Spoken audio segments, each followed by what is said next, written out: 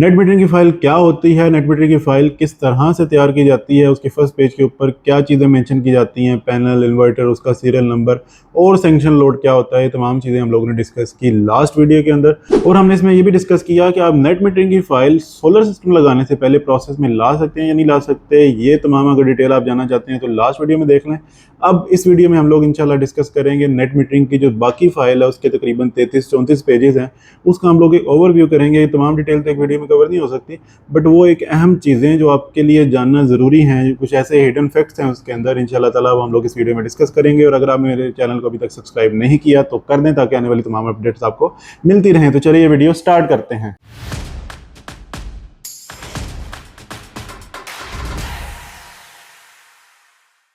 अस्सलाम वालेकुम एवरीवन, मैं हूं engineer Hasan centre of electric से। उम्मीद है आप तमाम लोग खैर खैरियत से होंगे। आज की इस वीडियो में हम लोग नेट मीटरिंग फाइल की तमाम डिटेल डिस्कस करेंगे, उसका एक ओवरव्यू लेंगे ताकि आप लोगों का फ़ायदा हो सके और आपको उसके अंदर जो हिडन फैक्ट्स हैं या कुछ ऐसी चीज़ें हैं जो आपको मालूम नहीं है और उसके ऊपर आप साइन कर देते हैं या आपकी सोलर कंपनी आपके बिहाफ पे साइन कर देती है, तो आपको वो जानना ज़रूरी है। नेट मीटरिंग की फ़ाइल को मज़ीद हम लोग आगे चेक करने से पहले सबसे पहले डिस्कस कर लेते हैं डीजी फैसिलिटी को, क्योंकि हर जगह नेट मीटरिंग की फ़ाइल में डीजी फैसिलिटी का वर्ड आपके सामने आता रहेगा। DG facility basically distributed generation facility है, जो कि आपका सोलर भी हो सकता है या कोई भी रिन्यूएबल एनर्जी हो सकती है, जो कि आपके ग्रिड के साथ कनेक्ट होती है। ठीक है, और वो इलेक्ट्रिसिटी प्रोड्यूस कर सकती है और किसी भी कस्टमर ने, आपने, हमने या किसी ने भी अपने प्रीमिसेस में उसको इंस्टॉल कर रखा होता है, जो कि ग्रिड के साथ कनेक्ट होगी। ठीक है, और वो ग्रिड को बिजली दे सकती है, वो ग्रिड को बिजली रिवर्स कर सकती है। डीजी फैसिलिटी नेट मीटरिंग के केस में सोलर पैनल की एनर्जी है। अब इसकी एग्जांपल इस तरह से ले लेते हैं कि अगर आपने 10 पैनल 600 वाट के लगा रखे हैं, तो मिसाल है आपने 6 किलो वाट की जो टोटल आपकी कैपेसिटी है, वो आपके सिस्टम की डीजी फैसिलिटी है। ठीक है, अब वो डीजी फैसिलिटी आपको अलाउ होती है सेंक्शन लोड के अगेंस्ट। अगर आपको 5 किलो वाट का सेंक्शन लोड अलाउ है, तो आप 7.5 किलो वाट की डीजी फैसिलिटी अप्लाई कर सकते हैं, लगा सकते हैं। अब आगे हम लोग चलते हैं, फाइल को डिस्कस कर लेते हैं। नेट मीटिंग फाइल में ये फर्स्ट पेज आ जाता है। इसको ऑलरेडी हम लोग डिस्कस कर चुके हैं अपनी लास्ट वीडियो के अंदर। इसमें जो मेन एक इंपॉर्टेंट फैक्टर है वो आपका सेंक्शन लोड है, जिसकी बेस के ऊपर आपके पैनल डिफाइन होंगे। लाइक 5 किलो वाट का अगर सेंक्शन लोड है तो उसकी बेस पे आप 7.5 किलो वाट के पैनल लगा सकते हैं। ठीक है, नंबर ऑफ पैनल आपने इसमें मेंशन करनी है और आपका कौन सा सोलर का ब्रांड है और साथ ही साथ आपका इन्वर्टर का कौन सा ब्रांड है।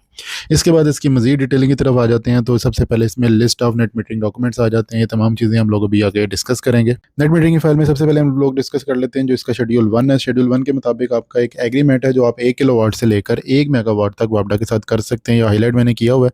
ठीक है, आप ये देख सकते हैं जो मेन पॉइंट्स हैं, बाकी आप इसको रीड आउट कर लें।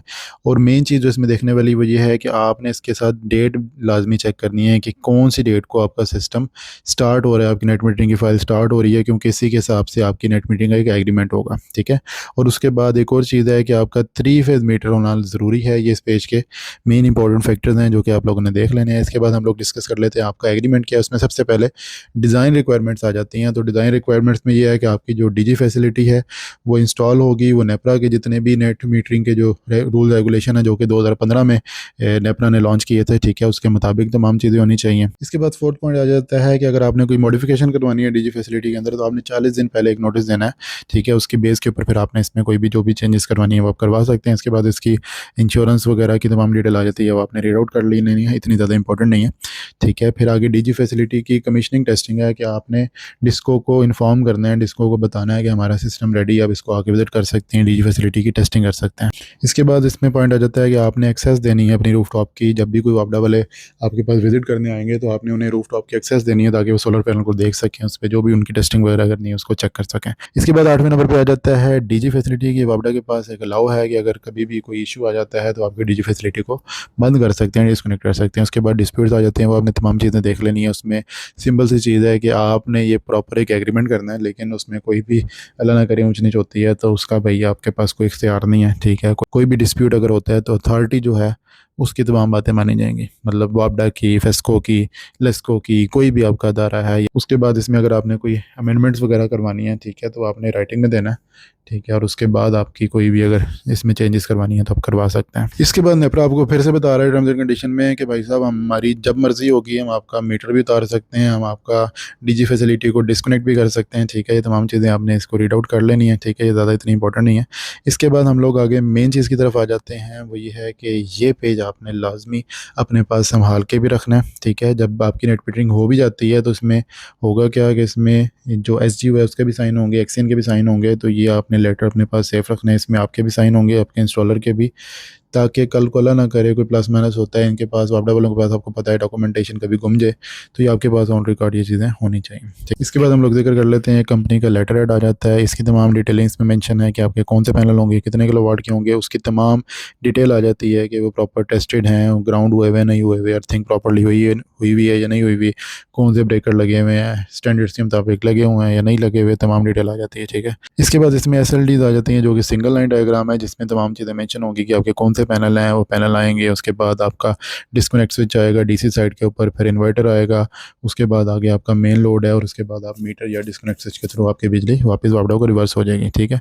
इसमें मेन चीज़ें आ जाती हैं, आपकी तमाम चीज़ें मेंशन होगी, नंबर ऑफ़ पैनल कितने हैं, स्ट्रिंग कितनी आ रही हैं आपकी, ठीक है, गेज तार का कौन सा है, उसकी लेंथ क्या है, फिर उसके बाद आपने कौन सी केबल लगाई है, ये तमाम डिटेलिंग, आपका ब्रेकर मेन साइड पे 4 पर लगा हुआ है, कितने एम्पेयर का MCCB है नहीं है, तो ये तमाम डिटेलिंग आपकी, अर्थिंग आपकी हुई हुई है या नहीं हुई हुई, वो तमाम डिटेलिंग इसकी एक इस पेज में आ जाती है, ठीक है। इसके बाद हम लोग जिक्र कर लेते हैं SLD ग्राउंडिंग और लाइटिंग रजिस्टर के लिए। SLD basically single line diagram होती है, ठीक है। इसमें एक मेन चीज़ जो इंपॉर्टेंट है लाइटिंग रजिस्टर के लिए मेंशन की गई है, वो ये है कि अगर आपकी बिल्डिंग की हाइट 15 मीटर से ज़्यादा होती है तो लाइटिंग रजिस्टर आपने लगाना ही लगाना है, ठीक है। और अगर 15 मीटर से ज़्यादा नहीं होती है, मतलब अप्रॉक्सीमेटली ये 45 फुट बनती है, ठीक है, तो आपके पास ऑप्शन है कि आप लगवाएं या ना लगवाएं, बट 15 अगर मीटर से ज़्यादा होगी तो लगवाना ही लगवाना है, उसके बगैर आपकी नेट मीटरिंग की फाइल अप्रूव नहीं होगी, ठीक है। इसकी तमाम डिटेलिंग आ जाती है कि क्या रेजिस्टेंस वगैरह होनी चाहिए, ठीक है।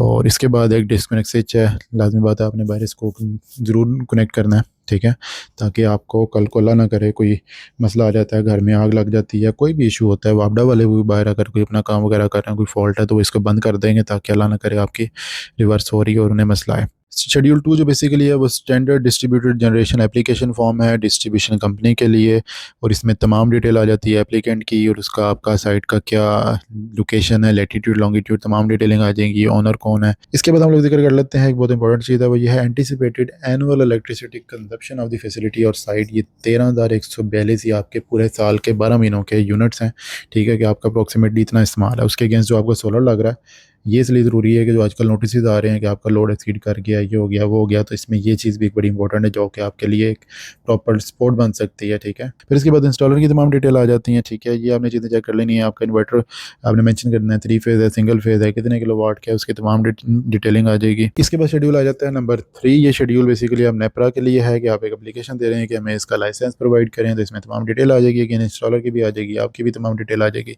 आपकी डीजी फैसिलिटी का टोटल साइज़ भी आ जाएगा। और शेड्यूल 5 आ जाता है कि आपकी फ़ीस कितनी होगी। अगर आपकी साइड पहले होता ये था कि आपने 5 किलोवाट का सोलर लगवाना है या 15 किलोवाट का लगवाना है, जितना भी लगवाना है, आपकी फ़ाइल जाती थी नेपरा, ठीक है, और उसकी फ़ीस होती थी, अगर 1 किलोवाट आपकी डीजी फैसिलिटी है तो उसकी 1000 फ़ीस है, अगर 7 किलोवाट है तो उसकी 7000 फ़ीस है। ये चीज़ें मेंशन है, और इसमें ये चीज़ बड़ी इंपॉर्टेंट है जो कि आज के हिसाब से 25 किलोवाट तक जो आपकी नेट मीटरिंग होती है वो तो आपकी विद इन द सिटी हो जाती है, लेकिन अगर आपने उससे ज़्यादा करवानी है तो आपने स्क्री बैंक में ये पेमेंट करवानी होगी, उसका अकाउंट का टाइटल, ठीक है, और अकाउंट नंबर, तमाम डिटेल ये मेंशन है, ठीक है। इसके बाद शेड्यूल 6 जो है वो इंतहाई अहम है। ये एफिडेविट होगा, स्टाम्प पेपर होगा, उसमें आप ये चीज़ें इकरार कर रहे हैं कि भाई जो चीज़ मैंने लिखी है, मेरी 12 प्लेटें हैं तो 12 ही हैं, ठीक है। इसमें यह नहीं होगा कि कल को आप 10 15 20 प्लेटें बढ़ा लें और उसके बाद डेफिनेटली फिर आपको नोटिस ही आना है।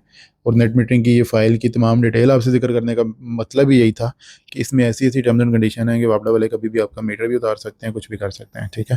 तो उसमें आपने जो भी डिटेल मेंशन करनी है कोशिश करें बिल्कुल एक्यूरेट हो और आप बाइला हर चीज़ के मुताबिक चलें, ठीक है। तो ये भी आपने रीड आउट कर लेना है। फिर इसके बाद आपने इस पर जब साइन करने होते हैं, सोलर कंपनी आपके बिहाफ पे कर देती है, या अगर आप खुद उस पर साइन करते हैं, बेहतर होता है कि आप इसको खुद रीड करें और उसके बाद खुद ही इसमें सिग्नेचर करें। तो बहरहाल ये तमाम डिटेल जितनी भी इसमें मेंशन है वो करेक्ट होनी चाहिए। इसके बाद मेन चीज़ आ जाती है कि नेपरा आपको 7 साल के लिए लाइसेंस प्रोवाइड करता है। मिसाल इसकी यही है कि अगर आप आज के टाइम पे सोलर नेट मीटरिंग करवा लेते हैं तो 7 साल तक जो आज के रूल्स होंगे वही मैक्सिमम हो सकता है आपके नेट मीटरिंग के केस के साथ अप्लाई हों, ठीक है। 7 साल बाद जब आगे अगले साल आने वाले सालों में अगर रूल चेंज होता है तो आप 7 साल बाद आपके दोबारा आप इस नई पॉलिसी के साथ अटैच होंगे।